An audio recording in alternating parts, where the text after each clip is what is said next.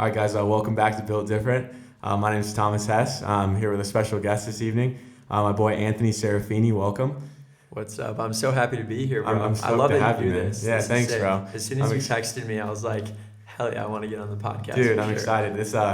This is one of the OGs here that helped me, honestly, started and kind of shot me into the level I am today, because I met this kid at Coachella, along with the other guest, Shane Slater. And this guy is an owner of a multi-million-dollar pest control company, one of the top performers in the company. I believe this past summer, he doubled his sales individually, and then he actually partnered with the company.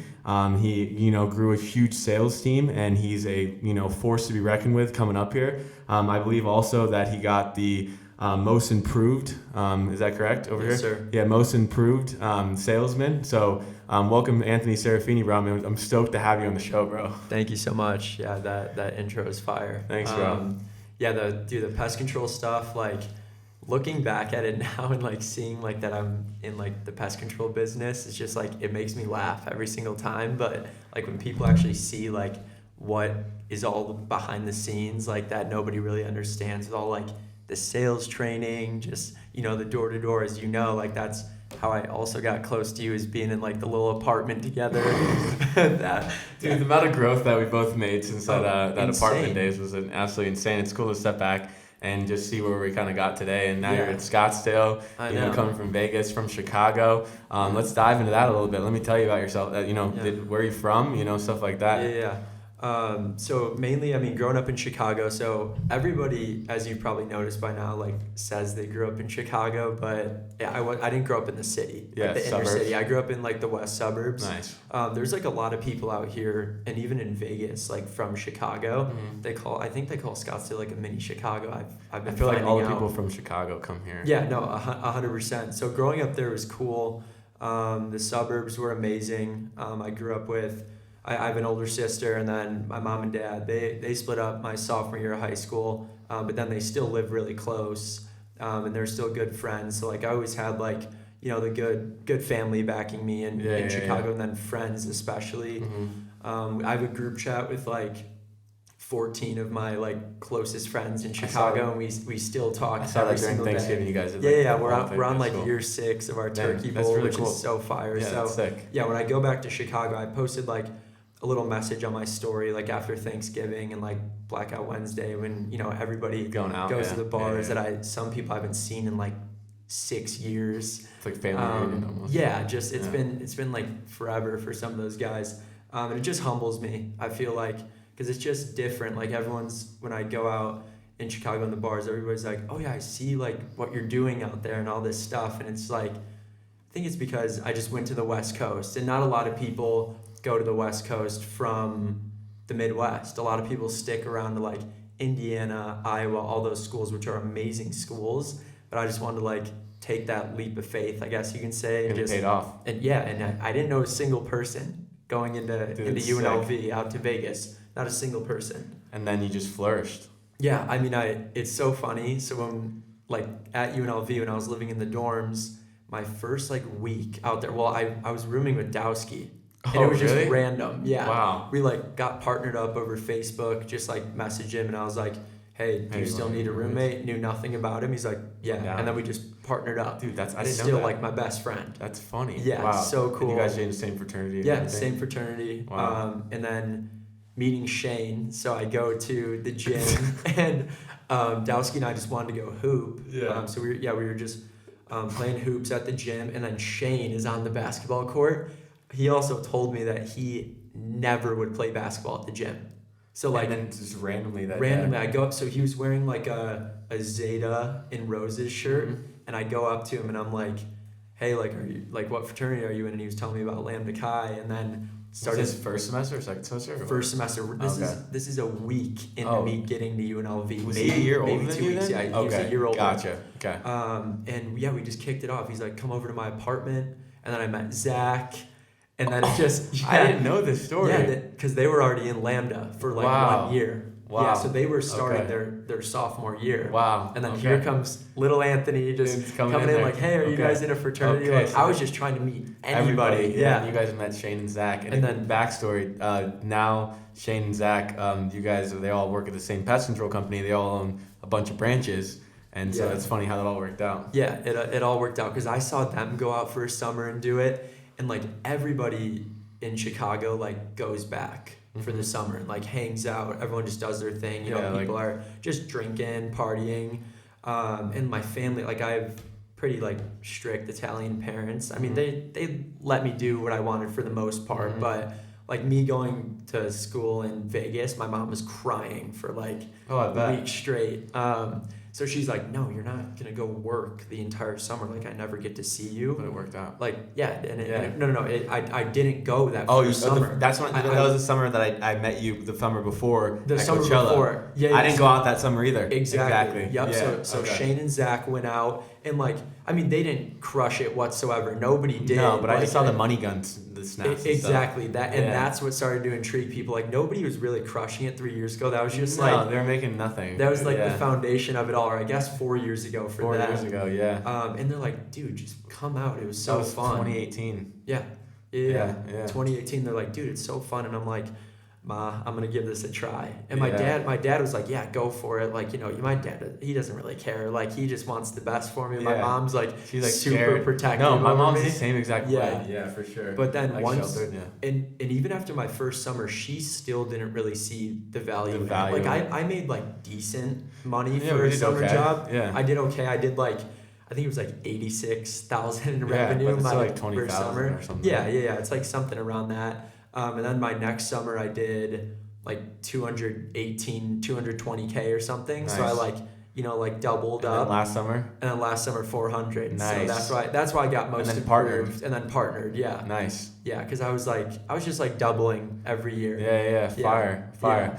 To go on that topic, what do you think changed and what do you think took you from being like a $86,000 rep to like a $200,000 to like a $400,000 rep? Yeah, so great question because I like talked about that on stage at like one of our manager development programs, and I think like the biggest thing for me was just seeing the value in it and actually like taking it serious, because I usually take things pretty serious, like especially as far as work, but I feel like I wasn't giving full effort. Like I wouldn't knock the full hours like my rookie year, and I just didn't like practice enough, and I like looked up to all these other reps, you know, like for sure, yeah. But you know, I don't even have to name them all. No, there's just so many like many legends guys, in Eco Shield. Like when I was like a rookie, that I was like, wow, I want to sell like those guys. So sure. I just I hit the books. I practice a lot, and then what really helped me was recruiting guys and training them. So then I was always practicing,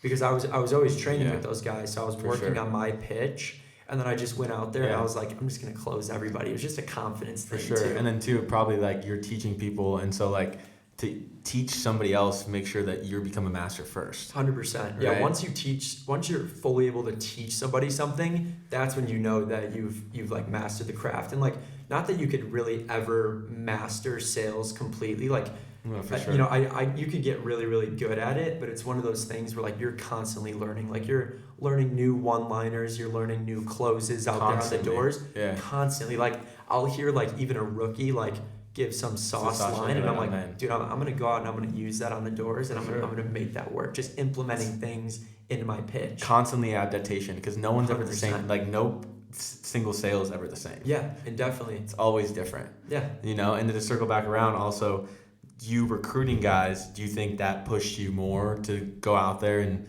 be that much better because you had other people looking out for you and looking to you for motivation? You know what 100%. I mean? So that was the difference between, because I stepped it up training wise from my rookie year to my second year, but when I actually like brought out like a decent sized team, I brought out like around 20 guys. This is the summer after we were together, right? No, this last summer. This last summer, yeah, you brought out 25 guys. I brought out like around like 20-25 guys. How many finished? 14. Nice. I want to say finished. That's actually pretty good. Yeah, it was good. Then I was really, really happy with those numbers and so proud of everybody that finished the summer, because you know what it takes. Yeah, it's hard as hell. It's tough.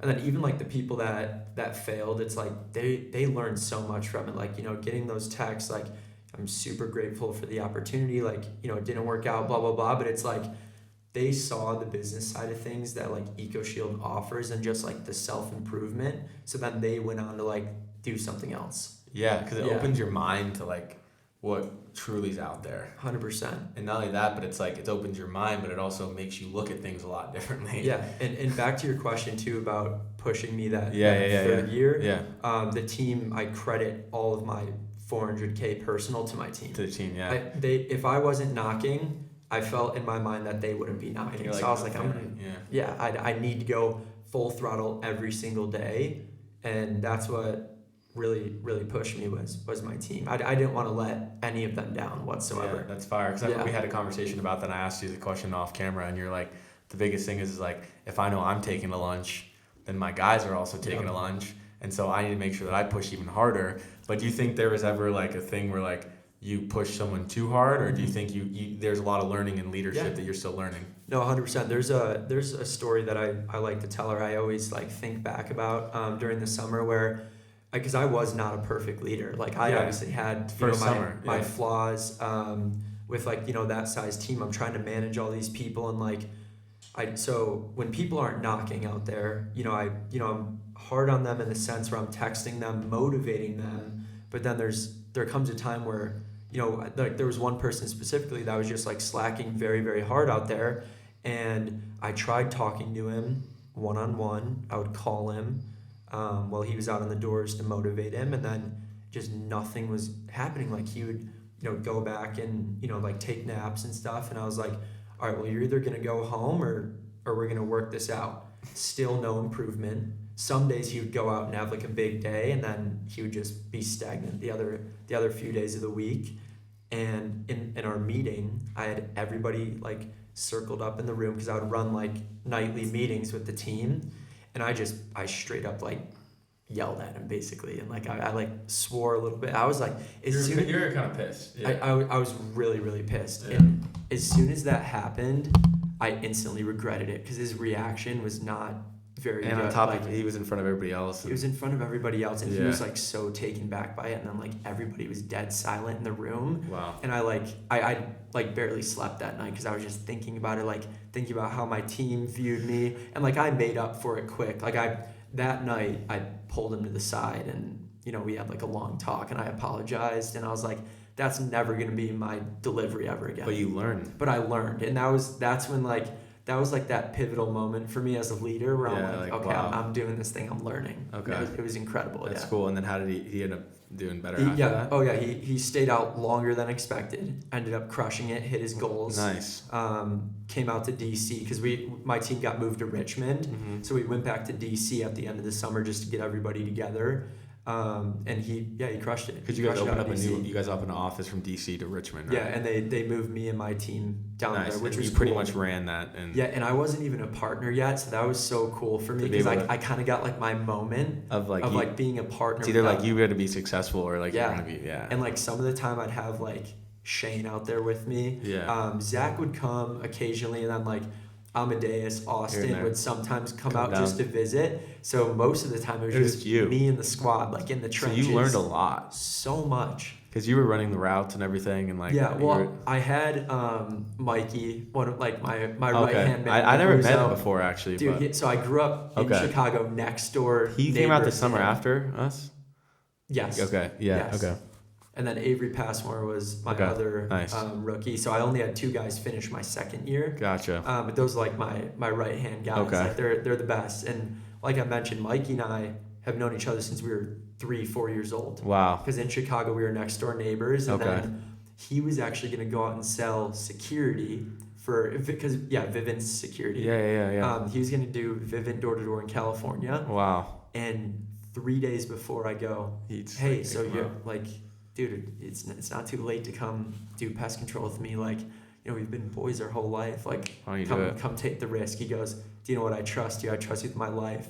My parents trust you. And he came out and did EcoShield, and now he's on track to partner this next summer. Wow, that's super cool. Oh my, the best. That's awesome. What do you think the biggest thing from recruiting? I know a lot of guys that are going to be watching this that do door to door.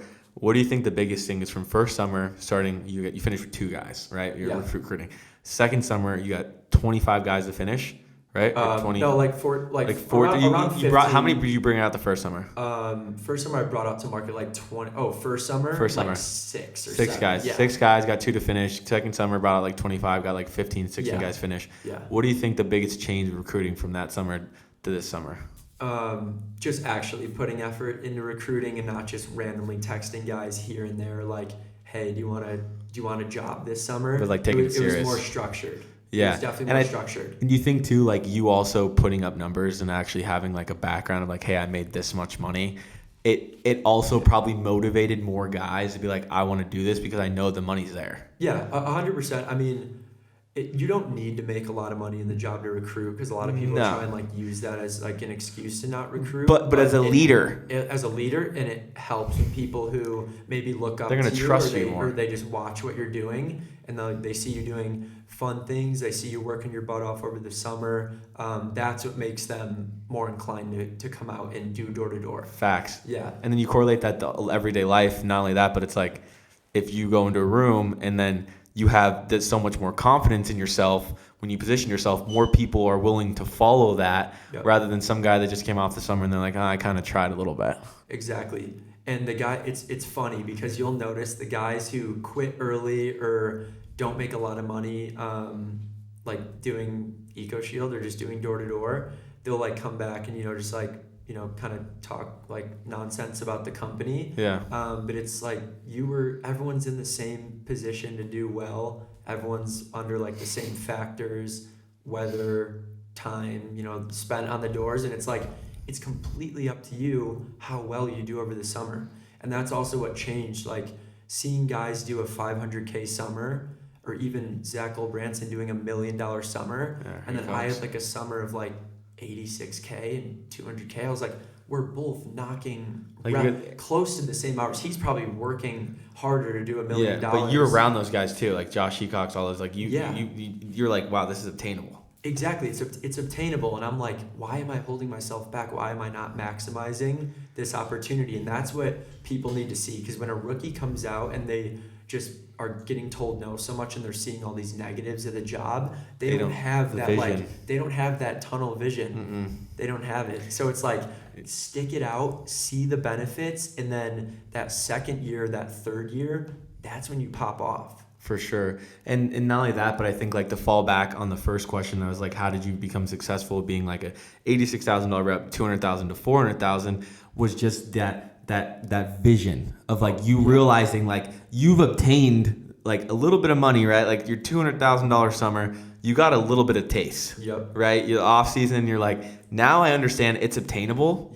And you're like, I can see it. And if you could teach every single rookie rep that, there would be so many successful rookies. Oh, so many. And it is getting a lot better. Like, it's incredible to see these numbers that, like, some of these rookies are putting up now. They're just grinders because they see the vision. The training's, like, gotten so much better. And just the culture aspect of EcoShield is unmatched. It's unreal. And that's the difference between EcoShield and other door-to-door companies. I agree. I've worked for both. So you've worked for a couple, so you've seen both sides. Obviously there's unmatched. There's money in any door-to-door for company you work for, but it's like, but it's about the culture. And exactly. It's about if you enjoy it and how much effort you want to put into it. Facts. Because there's not. I mean, I've seen the growth of like, EcoShield from when I started to now, and it's just absolutely unreal. Unbelievable. It's crazy, and it's like it's awesome because like I also worked for another company because I needed, it was a whole thing, but I would have worked for EcoShield no matter what. I only worked for 2 months, and then I left and did mortgages. But it's just the sales training. I mean, the people, the guys, just everything's so much better. Yeah, and just like the manager development programs where you go and just learn all like these key aspects that you should be using and like utilizing in your life. And it's what I'm just like, wow, I didn't know that taking a cold shower in the morning or waking up that much earlier actually has that much of an effect on people's lives. So it's like, why would I not try something like that if people swear by it. Well, and that's a thing, and that's why I think I took so much from EcoShield, because you're surrounded by so many successful individuals that are at a level that you want to get to, that they start giving you these tips, and you're like, well, I should probably listen. Yep. Right? And it's like, and then they put the mentors in place and everything else, and you start implementing these daily things. I mean, when I wasn't doing EcoShield, I still followed EcoShield guys, and I still follow the things, followed your guys' like book clubs, started reading the books, started doing everything that made you successful outside of the job. Yeah. Right? And then it also helped me become successful, and also me kept on track, which is really freaking cool. And see, look at that. You don't even do EcoShield anymore. I don't anymore. Like, yeah. It's still such a big part of your life because it's changed you as a person. It changed as a person. Motivated you. Dude, I mean, yeah, that summer, like, I mean, dude, I told Shane this story, but like the first day on the doors, I was Shane's car partner, and like, I literally cried. Yeah. Like, dude, like I went out there and grinded so hard, and I was like, I know this stuff. Like, I'd studied, and I got no sales. Started raining. My phone died. I was like, dude, I got to go out in Virginia. I left Arizona, the nice hot summer, pool parties, like everything else, hot girls, to go to freaking cold, rusty Virginia. And I got to sell how much pest control? And I'm like, dude, this is crazy. And then talked to Austin, and then I had that like pivotal moment where he's like, hey, like, you know, you can go there this way or this way. And I went the other way, and then I grew. And then obviously, like, I enjoy door-to-door. It's just, you know, not something for me, but I took the skills that I learned in door-to-door, and I correlated that into sales jobs, and I've been successful ever since. Yeah. Dude, I lived with you. Like, we were so into it. Remember our talks, like, after a day on the doors, we're like, I had this interaction. I should close this person here. It's like, there's a whole like science behind it. No, there's a science. And then not only that, but it's like I correlated that into like my other jobs where it's like, you know, I became friends with guys that are very good at what they do. Mm-hmm. Like, for example, Amadeus, Austin, all those guys studied what they did. You know, even Jake when he was around, and he was sauce with the words, and just studied all of his stuff. And I correlated that in my other jobs where I took, you know, the top performers, asked them, hey, how do I do this? Studied them, learned it, you know, took that into place and actually put that into use, and then it correlated it, and I worked freaking hard. Like, I still work 10, 12-hour days, but it correlates, you know? And then that's why I learned from EcoShield is I took all the skills, the development, the routines, all that stuff, and I still use that in sales, and it's been helping me flourish. Yeah, that's amazing. And, like, one thing is just the hard work itself. Like, door-to-door just teaches you what hard work is. Like, nonstop hours, 6 days of the week, and just cramming 12 months worth of work into 4 months. But you reap the rewards. Exactly. And I think a lot of people get confused with like, success is really not that hard, right? I mean, it's like, if you put the work in, it's like an easy formula, you know? If you put the work in, if you study, and if you learn, you're going to get an outcome, you know? 100%. And that's what door-to-door teaches you is like, what you put in is what you get out. There's no cutting corners. You can't BS door-to-door. Yeah. You can't be like, oh, I tried. That was like, well, let's look at how hard you worked. So I looked at how many doors you knocked, how many people you talked to, and see if that's the real reason you're not becoming successful, because you can't lie about doing door-to-door. Exactly. And you have to do it with intention. That's one huge thing I always talk about is like my rookie year when I did like 86K, which is not impressive whatsoever, I almost got fired by Amadeus and Austin. Really? Like my first few weeks in, I couldn't sell anybody. So I would go into the office like early in the morning with Austin and like pitches and role play with him. Yeah. And like I always tell him like, you were so mean to me, but it helped me. He was for sure. He's like, that's what you say out there. He's like, no, because you're scared, because you're like, if I'm shitty in front of Austin or Amadeus, like I don't want to be like, I want him to be like, hey, like you're good. Yeah, and they thought like, you know, they're like, Anthony, like you're a stud. Like you're gonna crush it. You're gonna crush it out there. And then I go out there and I don't sell. And it's because I was knocking the hours, but I was just expecting to run into sales, and I wasn't knocking with intent. Okay, so like you're probably leaving off for like maybe like you got an objection or two, and you're like, okay, have a good day. Exactly, and I was just wussying out, and I was like, I need to push past this. I need to be a grinder. And then I don't know if you remember, but Zach made that bet with us, and he was like, I remember that. He's like, I'll buy your like. He's like the top producer from like mid-June, which when we were all talking that night to the end of the summer, the top producer, I'll give $3K. And I was like, all right, I'm going to step my stuff up. Sure, I'll take $3K. And I was the number one producer from like mid-June to the rest of the summer. And looking back, I almost got fired. Like I was almost in tears, like in front of Austin Amadeus, like, I got this. Like I can do this. And like finally No, that's a great point, because I think Yeah, when I looking back on it, I think my best days is when like I went out there with an intention of like I'm gonna go out there and like I'm gonna sell somebody, and like I'm not gonna like wuss out like, and I would blow past objections, and I would be super just I was so assumptive, and I just was so confident because you wake up in the morning and you can either go two ways, right? You can have a really bad day, you can have a good day, Yep. and you choose whether or not you have a good day or a bad day, and everybody starts out the same. Right? Yep. You all start out the same way, but you really choose whether or not you can have a really good day or a really bad day, and that's a freaking great point. Yeah, and you probably can attest to this too, is like when you wake up in the morning with that decision, like it could go two ways. There's the mornings where you keep snoozing your alarm and you're like, oh, I do not want to go out and knock doors today, or I just don't even want to be productive today. And then I always did the worst on those days. But for sure, as I got into my second and third year, I barely had any of those days. I had the days where I would have a great day the day before, so I'd want to get to the doors the next day, waking up with that intention to go out and sell and do well, pop right up out of bed, eat, shower, get all my clothes on right away, and be on time to like our Zoom call, like actually having like your work outfit on, like listening, instead of scrambling. Yeah, those are the worst mornings for door to doors, when you're scrambling and you're like late to the doors, you're late to the meetings, you didn't eat like a proper breakfast. I did terrible on those days. So you need that morning routine. You need the morning. So you think routine, and then do you think consistency goes along with that? Consistency is everything. That was my main thing, is I was like Mr. Consistent.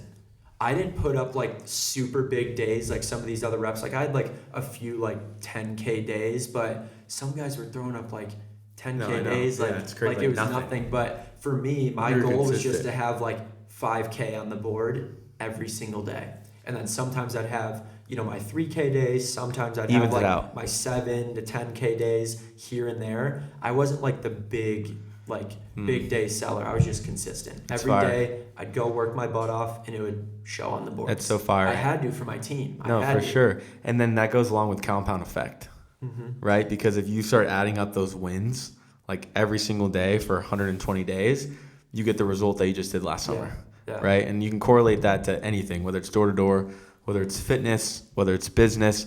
If you're just consistent, it's just, what do you think the biggest thing for you, I want to ask this is what do you think the biggest thing for being consistent for that long? Because I know it's hard to be consistent. Yeah. Especially in the field like that where there's so many like negatives that are coming your way and that can stream you off the path of being consistent. Yeah. How do you think you stayed consistent for so long? Like what, the back of your head, like what did you do? It literally makes me smile because I did like this super like amazing training in the middle of the summer, like to get the team motivated, because like our numbers were all like dropping, like even like out in DC, like it was almost like a little bit of like a dry spell where people just... We all have that during the summer. Like exactly. Was it like midsummer? But it was like, it was everybody, and it was like, what's going on? So the big thing for me, the answer is visualization. I like stay consistent and, credit a lot of my success to just in the morning or at night before I go to bed, I will literally just like think of myself after the summer doing all these fun things that I want to do, like go to Tulum or go to like a music festival. Like one of the main ones for me is like visualizing myself like at a music festival with all my friends. Like after crushing that summer, hitting your goals, the only way that's going to be fun and have like that fulfilling feeling is if I work hard right now. Yeah. And I did a training on that to all of Richmond and DC, and like everybody's just like loved it. And people were like texting me separately after and were like, dude, I needed that. And I was like, dude, it's key. I was like, I need that. I was like, that's what helps me. I just want everyone to do well out there. And it felt so good. Dude, that's amazing, because I listened to a lot of books, and I listened to a lot of podcasts, and I read a lot of books about the key of visualization, because like it's hard to stay motivated, bro. Yeah.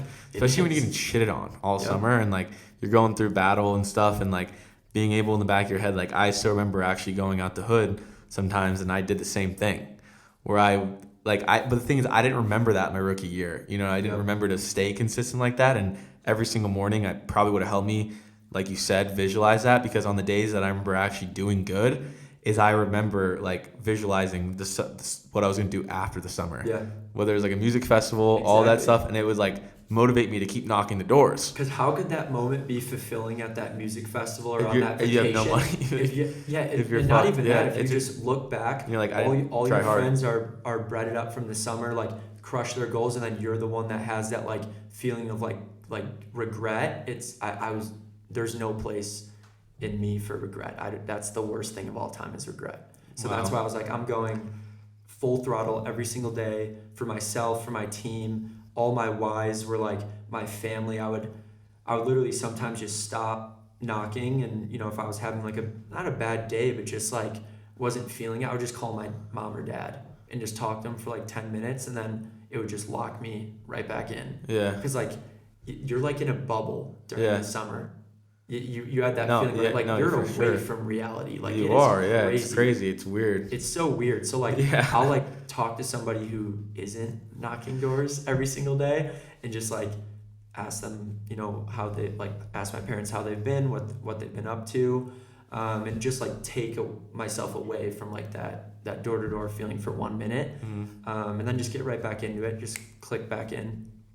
Do you think you had some like more days that were like lower than others, but did you stay consistent through those? Or I did, and it's some of those days where like I would have days where I had like 2 days where I didn't get a sale until like 7 or 8 p.m. Wow. And then I finished with like 5 sales on the day because once I got one, I was just what am I doing? I was just like, this isn't me. Like I'm better than this. And then I would just. So you didn't donut a single summer? No, this last summer. This summer, no. Wow. No. So do you think you give one tip to a rookie coming into EcoShield or any door-to-door guy or even any sales guy, what would it be based on what you just said? If I could give any advice to a rookie is just find a way to see that tunnel vision and just understand. I think being realistic with yourself, understand that you're going to have hard days. Like there's going to be days where you're like, why am I knocking doors? And finding your why. Your why is the most important thing. If you don't have like any reason to be out there and like buying into the culture, buying into everything, you're not going to do well. You're not going to be successful out there. So it needs to be, for some people it's simply money. They need that money. Like there's people who come out where their back is up against the wall financially and they know they need to go out there and sell people, which is cool to see. Oh yeah. It's like, okay, if this I was in that position for sure. Yeah. So what was that? What was that like when you just knew like I need to make this money? Well, dude, that's the conversation me and Austin had. Was like, dude, I was like crying. Like I was dealing with a bunch of stuff in my family. Like I had no money. I didn't have a car. Like I was really just like, I needed that money to propel me because I was like in the back of the wall, like debt, like all this stuff. And Austin's like, look, man, he's like, look, dude, he's like, you can either do 2 things, man. He's like, you can do one, you can go back to Arizona and, be the same person that you came here with and just go back to your same life and just, quit and do your thing. Or you could go ahead and learn and progress and grow as a man and help your family and help your situation that you're in. And that really resonated with me. And I'm like, fuck. I'm like, dude, like, I need to like just grow up and man up and get this shit done. It was just that moment of realization for you. Yeah, dude. Yeah. And it's like that paradigm shift of like shifting of like, wow, like I found my why to a point too. Because I was like, I need this, I need to help my family. I need to help my situation. Like, I don't want to go back to the same shit that I was doing. That's the reason why I came out to Virginia. Exactly. And that's the thing that rookies forget. Why? Yeah. Or even just experience, like, why'd you come out? Reps too. It's like the reason you came out was this, and this. Don't lose that vision. Like you're already out there, like flying out to a different state to do your job. And at the end of the day, it's only like 4 or 5 months. And then you get all that freedom. So it's like just buy in then, and it makes it that much easier on yourself. Like one of the things I always remember too is the person that left like the biggest mark on me probably from this last summer was somebody who didn't even make it through the whole summer. It was really? one of my reps.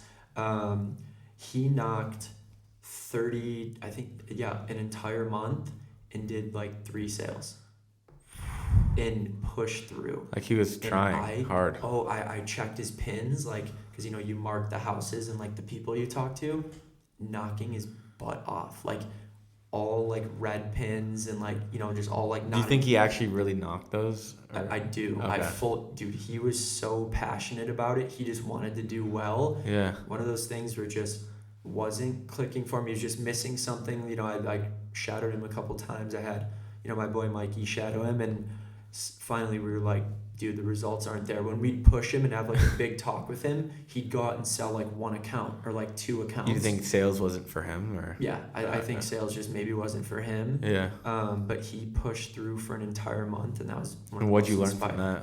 It's so inspiring. Yeah. It's like he saw the vision, and it just unfortunately didn't work out. But it's like, if he came back, I would make sure that he doesn't. Did he like come back? Fail. Did you think it maybe looked, if you look back at like why he wasn't successful, do you think it was because like he came in just not knowing anything and then he just tried to do it, or was there any background behind that? Yeah, so he trained a decent amount before. Definitely could have trained a little bit harder.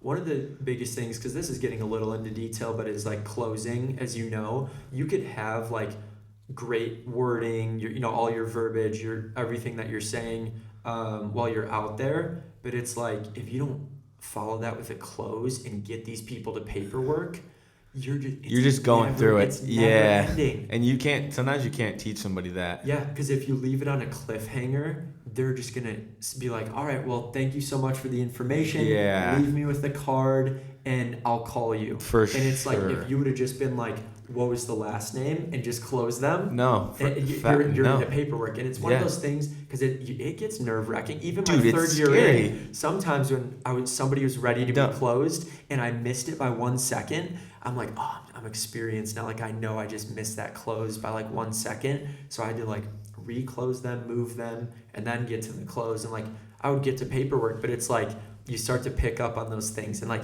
you get nervous. Like my heart would race sometimes. Dude, 100%. And I think that's funny you say that is because if you're looking at the closes, I think why a lot of people that are like bigger in pest control or taller have like are a little bit more successful in that range unless you have the confidence factor, because it gets nerve-wracking. It does. I mean, the alpha male comes out, the big rip dad. He's like, what are you doing here? And it's like you gotta mirror match him.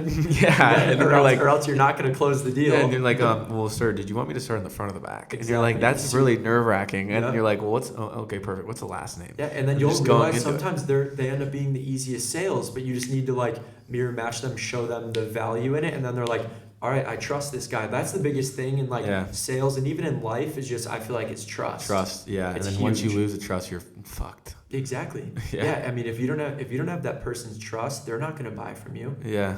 Because if you like lie on the doors or something, or you're sketchy, those are always the people who are like texting you. Like if you leave them your number, like I need this, and this. Like you told me this. You're not providing that. Yeah. And then those are the people that are gonna cancel. Like you need to be honest. You need to build trust. Like that's how life works in itself in too. General, yeah.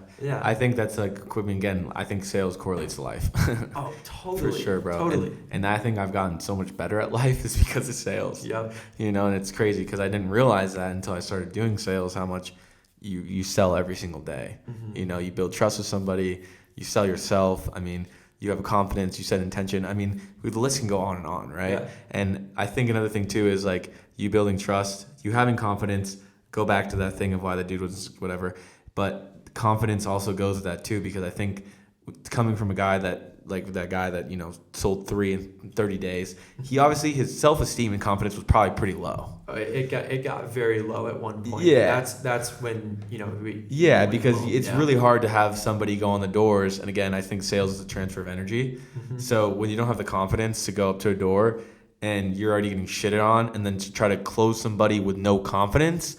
Is like you're not gonna sell that person at all. Yep. And then you get to a point then you're just looking for a sale. You're just like hoping one. And you get commission breath. Exactly. You get the commission breath. Like even sometimes now I would catch myself with commission breath sometimes because I maybe wasn't like going that hard on the doors that day, and I was just expecting sales. That's no way to sell. You need to be the one in total control of the conversation. 100%. And I think that's when you have, like, for example, like you talked about it, a few things back, but when you said like there were some days last summer where you didn't get a sale till 7:00, right? And then all of a sudden you got one sale, and then you got 5. And then you just pop off from there because you're confident. Yeah. And like the days I'd go out and sell like my first person I talk to, or like first, second, even like my first like 3 people I talk to, if I get a sale those first 3 people, you're killing it. Oh, I know my day is gonna be great. Dude, and that's funny you said that, because I think that correlates to what you said about intention. And if you can have wins early on in the day, Yep. it makes your day so much easier. Those small wins are so important, especially in, You can stack door them. to door. And even like I realize that now in the off season, I need little wins to like make my day and make myself like feel more productive. Like if I wake up earlier, like eat healthy and like go like crush like a workout, just like go do cardio for like 30 minutes and then like read. That's another thing I started reading or meditate.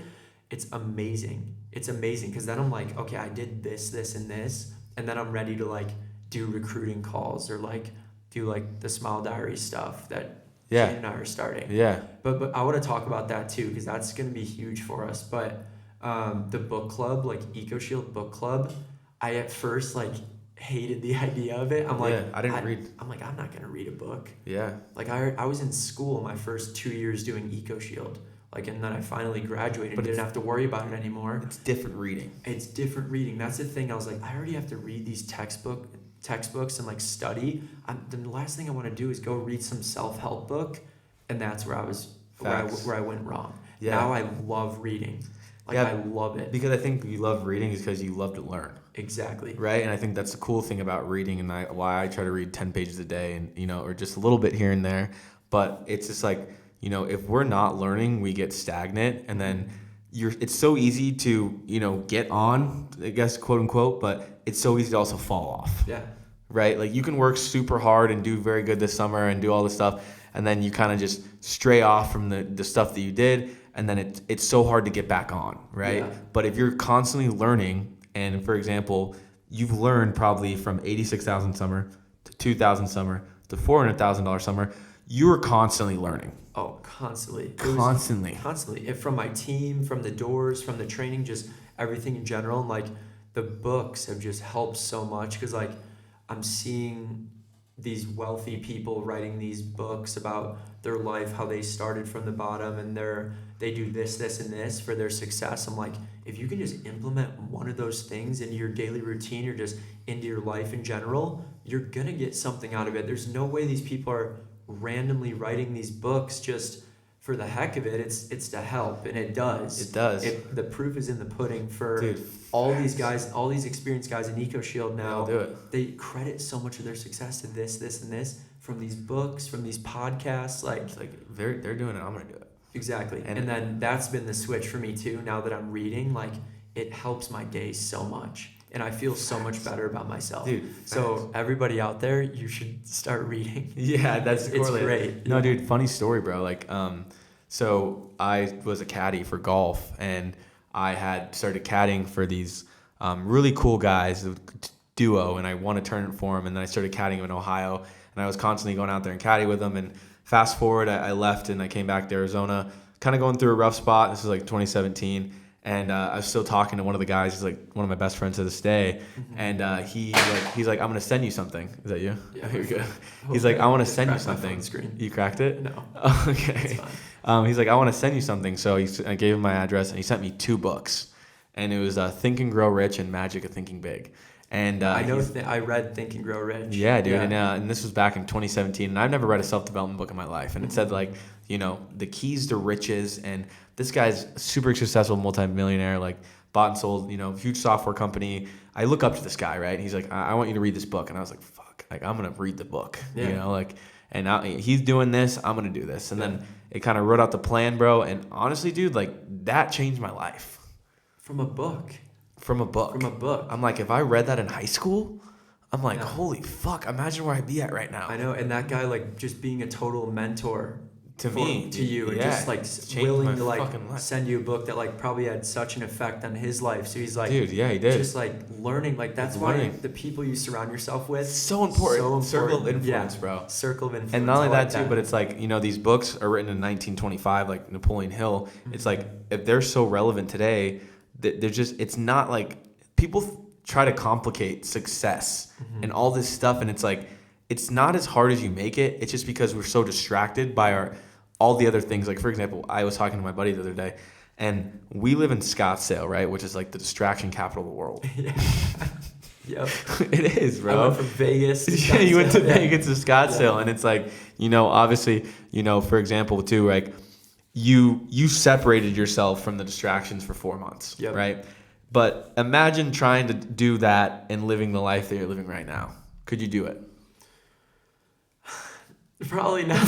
There's no way, There's dude. no way. There's no way. And it's Yeah. like, but like that's the key right there, Yeah. right? Is like for example, like that's the reason I did 75 hard. Mm-hmm. Like you have like, and this is the hardest thing for me to wrap my head around because I love the life that we live. I love it. I love it. I love the fun. I love going out. I love just everything that we do is super fun. But we know how to work hard. Because we laid the foundation. We laid the foundation, Yeah. but it's really hard when you're at an EcoShield to like to separate as much as we do in EcoShield, because when I did 75 hard, I got the number one producer in my company, and I was killing it, and then like I got off 75 hard a little bit, and I put myself back into that scenario that we live in, and I kind of fell off a little bit, right? But it's like it's hard for me to wrap my head around it. But if I can be consistent for a year in this scenario, imagine the growth. Exactly.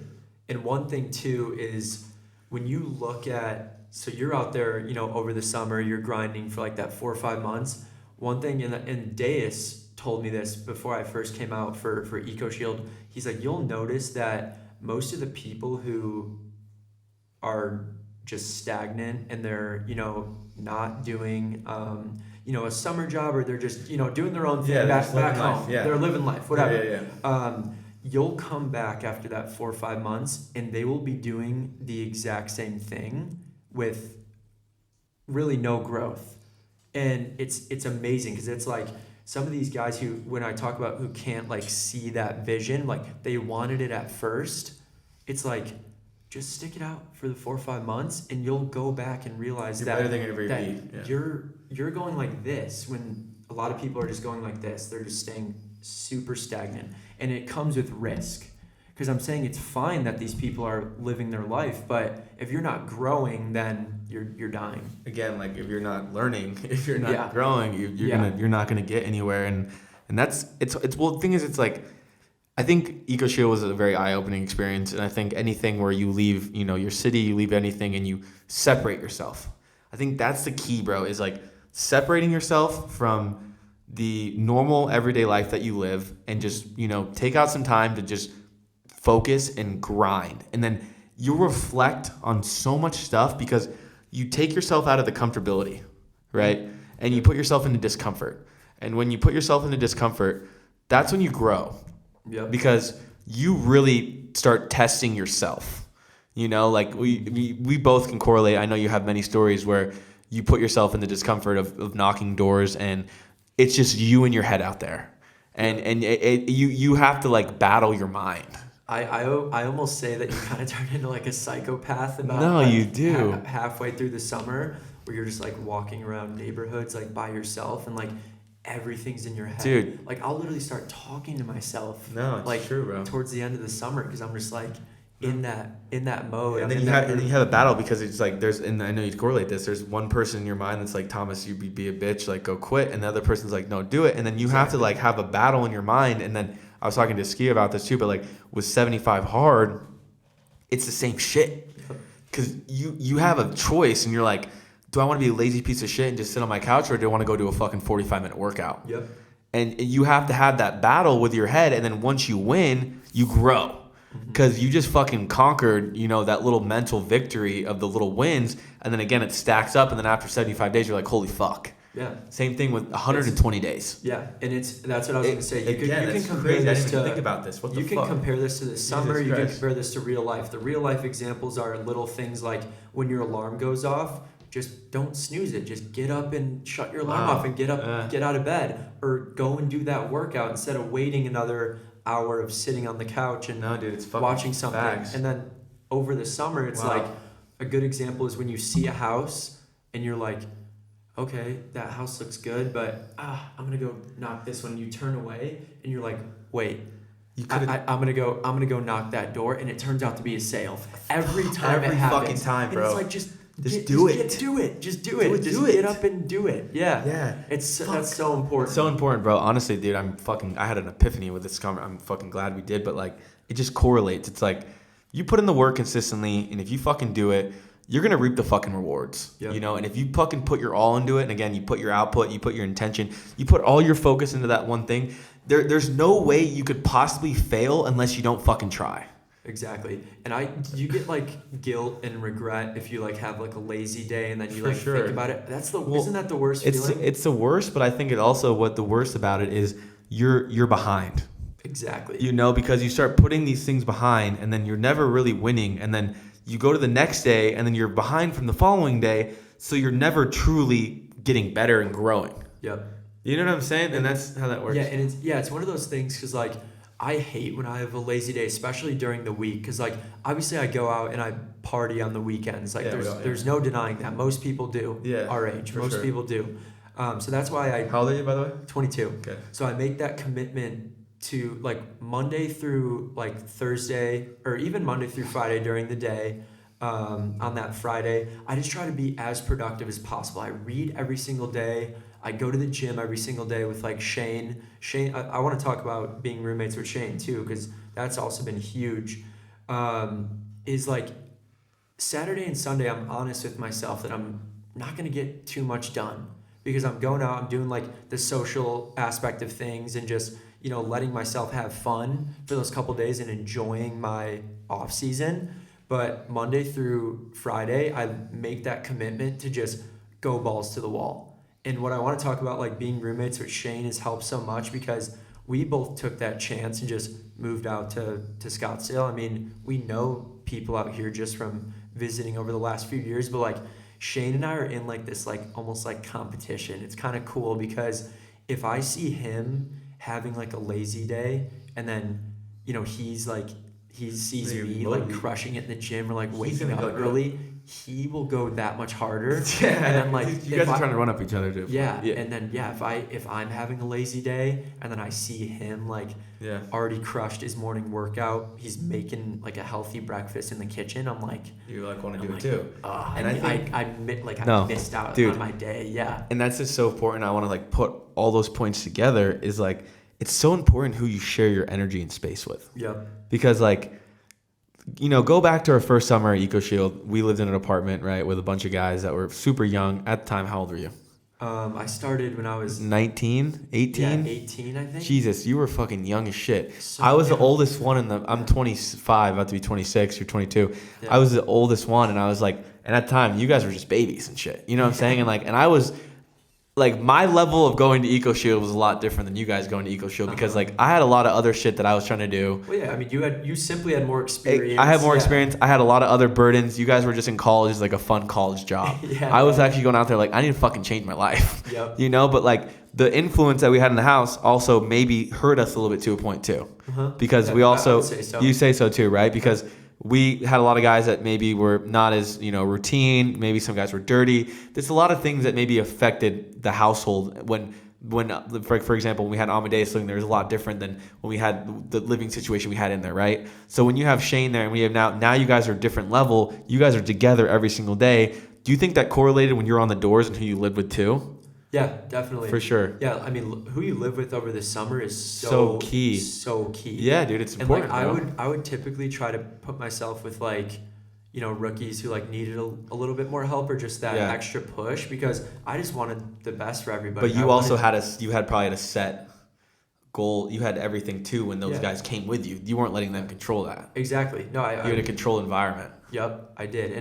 And it was one of those things like, you know, we had the whiteboard up. We'd write our weekly, daily goals on there. We'd keep track of like what our total revenue is at just so like we all had that vision. We were all on the same page and like we could, everyone, the one thing is there's no lying about it. All the leaderboards are public. You could see exactly what somebody did on the day, whether they bageled or whether they did a 10K day or whatever in between. And it's like, you have to know that when others are watching you and that's your job and you're all doing the same job, people take notice on that stuff. So like, it's like, why would you not get competitive, get bought in, like go full throttle when that stuff's like public. I don't And then know. they'll At get least for me, better. I'm so competitive. I'm like, No, for I don't sure. want somebody seeing that Yeah. I had a bad day out there. Like I want to be the best. You know what I mean? Dude, for sure. Did your rookie do good that lived with you?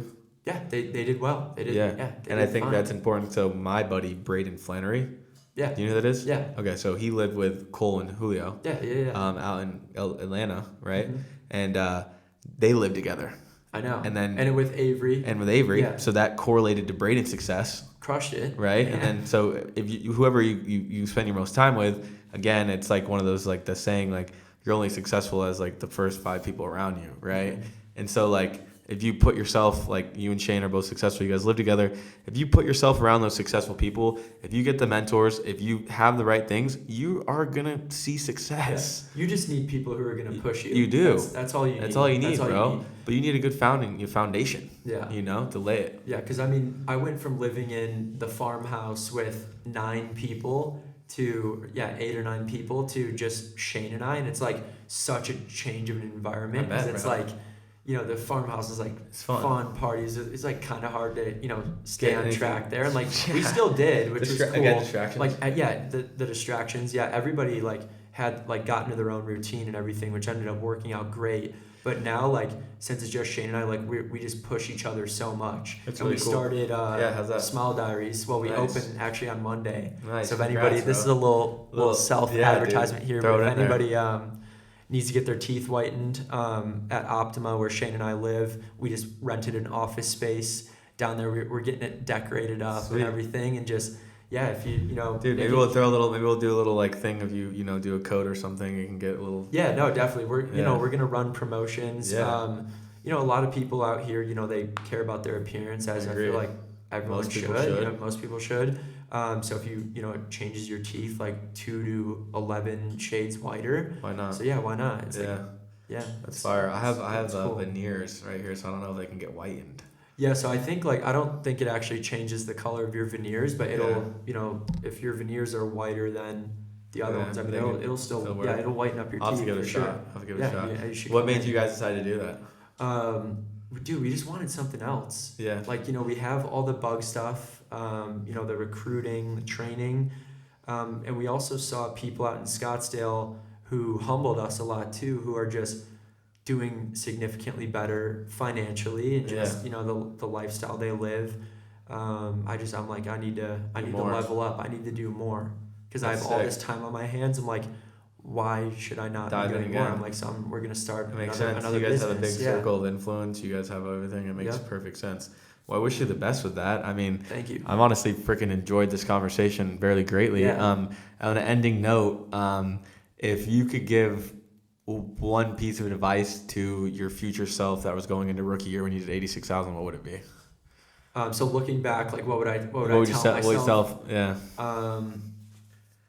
I would tell myself to hang in there and that it's all going to be worth it. Yeah. Because there were so many dark days, especially my rookie year. Like I already talked about, almost getting fired, and it's like, just I would say wait 3 more years and look at the things that you're going to accomplish and the hard work you're going to put in, and that would be very fulfilling. Wow. Yeah. Money.